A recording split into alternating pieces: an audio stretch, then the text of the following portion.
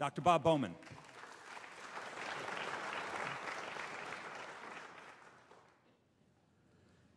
What was going through the president's mind gets to the very important question that Jenna asked earlier about culpability and what do we believe, and was this just something that dropped into their laps or whatever. We have, in attempting to answer this, we have three different kinds of information. I'm not going to go into them. You've been exposed to a lot of them tonight and will be to more of them. A lot of these pieces of information taken together prove that the official story, the official conspiracy theory of 9/11 is a bunch of hogwash. It's impossible.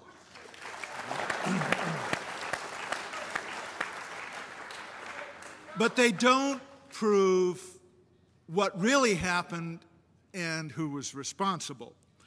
But there's a second group of facts having to do with the cover-up.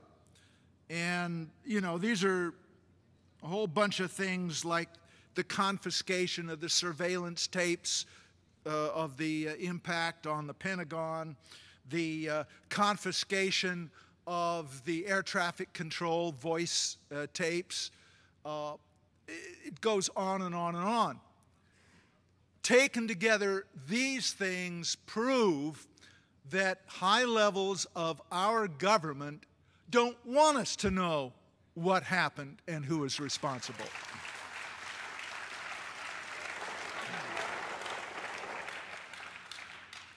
And then there's a third set of facts that impinges on the president's thinking and all of that. These are the facts of what happened after 9/11, and this is a historical record. For example, Ashcroft and his cronies got their Patriot Act, which takes away our civil liberties and trashes the Bill of Rights. UNICAL got its invasion of Afghanistan and secured a route for oil and gas pipeline for $1 trillion worth of gas from the Caspian Sea to the Indian Ocean. Cheney's Halliburton got no-bid contracts to support the troops in destroying Iraq and other contracts to rebuild it.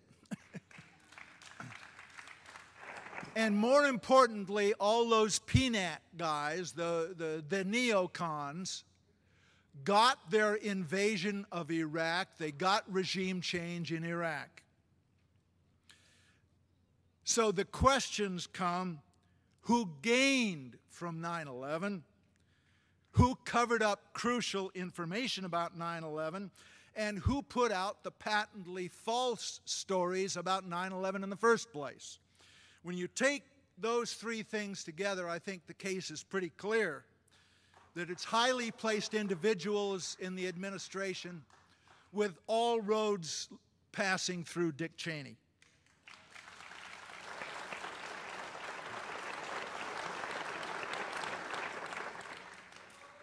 I think the very kindest thing that we can say about George W. Bush and all the people in the U.S. government that have been involved in this massive cover-up, the very kindest thing we can say is that they were aware of the impending attacks and let them happen.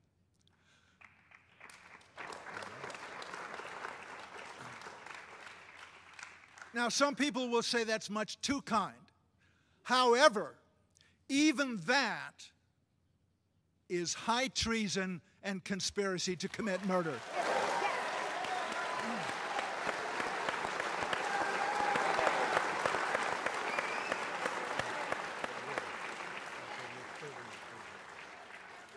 When we talk about the rest of this stuff, there's one thing I want us to keep in mind.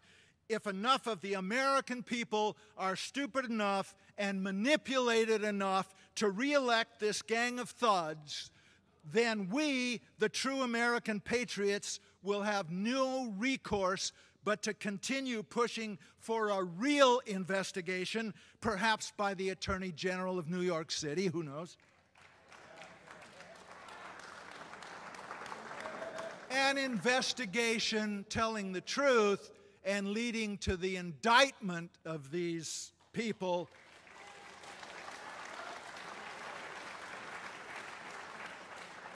Their conviction, their removal from office, and their incarceration for a very long period of time.